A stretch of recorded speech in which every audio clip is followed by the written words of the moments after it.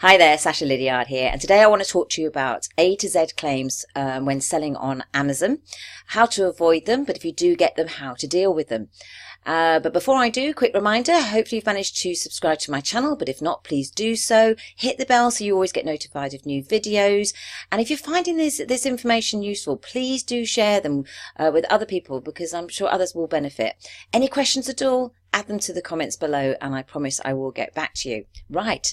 A to Z claims. I want you to have a look at some A to Z claims that I've had. Now, I have been selling on Amazon for over 3 years now in the US and in the UK, and I've had 6 A to Z claims in total. Actually, 3 in the US and 3 in the UK. Now, these are the 3 that I had in the US, and this first one here, the customer got refunded. The claim went through.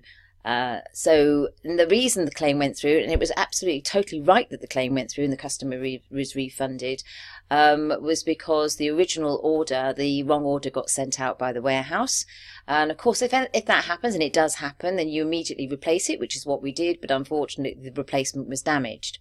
So patience, I think, wore a bit thin with the customer, and the A to Z claim came through and it was granted. Not a lot I could do about that. Some you win, some you lose. The second one here, again, the seller won the claim, and that was all my fault. I could have avoided it completely. What happened was that the claim came in over the weekend. You only get 3 days to appeal, and I hadn't noticed it coming over the weekend. So you need to be all over it. You need to always make sure, because you've got a very short window in order to respond. And if you don't respond, it'll automatically get, the claim will go in the customer's favour. Now, this particular one, I'd already replaced the item. So the customer ended up getting a refund and the product. So it could well have been avoided. All I needed to do was the appeal, and that would have worked, and that would have been absolutely fine. This one here got the claim was closed in my favour. This was a return, the customer way outside of the 30 days, but I was still happy to send a label for a free return, but then they heard nothing. The customer 2 or 3 months later contacted me to find out why they hadn't had a refund, and of course I had all the proof with the tracking that we'd actually never received the return back. Didn't get any communication directly from the customer, and I was able to outline my appeal in a very concise way. You need to take emotion out of it completely. It can be quite emotional, so you need to step away for a while, then come back to it, do a draft appeal. Don't actually, because once you send it, that's it, you can't change it. Do a draft appeal, use the template that they provide, and be completely factual. And that's what I was with this one, and the claim was granted in my favour, and that was it. It's now being closed. Now, contrary to popular belief, if you get a claim, if you read the forums, you get a claim, people say that it still affects your metrics. It doesn't.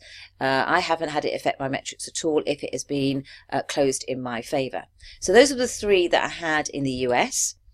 And then these are the 3 that I had in the UK. Now, the first one I could have avoided. It was closed in the customer's favour. It was basically they weren't happy because of the price of the product. They could see that on Amazon it was cheaper. The only thing that had happened was that I was at a price one minute and the price changed the following week. It happens. It happens all the time.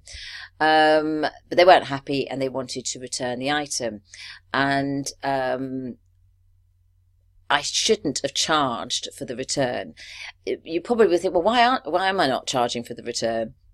You know, they were just sending it back because of buyer's remorse. But I knew this customer was not happy, was going to be a really tricky customer, and I shouldn't have charged for it. And because I charged for it, they put an A to Z claim in. So you know, that cost me money, not just from the A to Z claim. It's just the fact that once you've got an A to Z claim, it could really cause a problem with your account if you're not selling enough, which is what I go through in my video all about how to avoid getting your account suspended. You want to avoid A to Z claims completely and utterly. And really, if I had just done a free return, but it was going to cost me, what, I don't know, $4.99 or something stupid, I would have avoided that. So that was a lesson learned. If you've got a stroppy customer, do absolutely everything to appease the customer, knowing that it might cost you, but in the long run, it's far, far better to keep your account open. Second one here, the claim was withdrawn. The customer put the A to Z claim in. I was able to discuss it with the customer, and they were quite happy with the outcome and withdrew the claim. So that was that. And this one down here, the claim was closed in my favour. Customer complained, I think it was about 3 months after they had actually got the product. They decided then to open the product, decided that it was slightly smaller than the description that was on the site. Complete rubbish. Amazon are not stupid, and they closed the claim in my favour. And that's it. Those are the 6 that I've had. So as I say, watch the video where I talk about your metrics and avoiding all of this in the first place, because that's how I've managed to really, keep this to an absolute minimum. It doesn't mean I'm not going to get another one, and I could get 2 in 1 week. Who knows? It could be just really bad luck. But so far, what I'm doing is working, and I really very rarely get them. And when you do, you just need to deal with them. And if you're already all over your customer service, then you should avoid any problems. I've now got a great customer service VA, and she's all over my messages. So these things are going to be very rare, if at all. Okay, so hopefully that helps you.